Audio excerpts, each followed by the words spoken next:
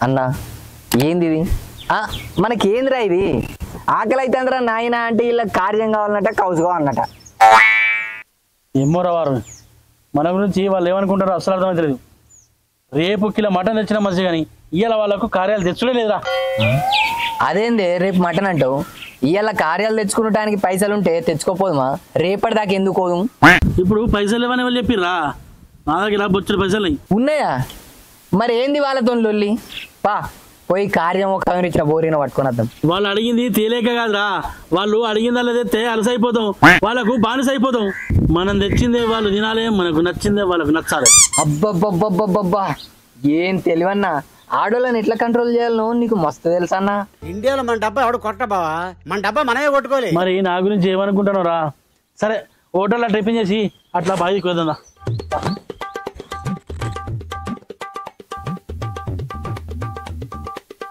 నేను ఎంతో మందిని చూసి చూడలే, కానీ మీ మొగలాసోడు జిల్గాలను అస్సలుగా చూడలే.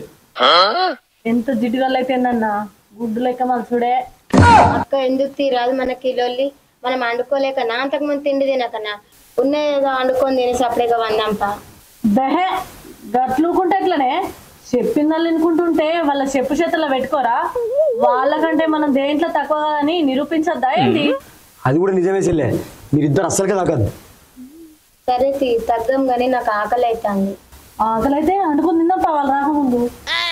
మరి చెప్పను అనుకుని తిన్నాం. మళ్ళీ నా మొగరికి వాసన వచ్చింది అనుకో, పరాయి దేశాలు ఉన్న కిరాయి ఆటో పట్టుకొని వస్తాడు.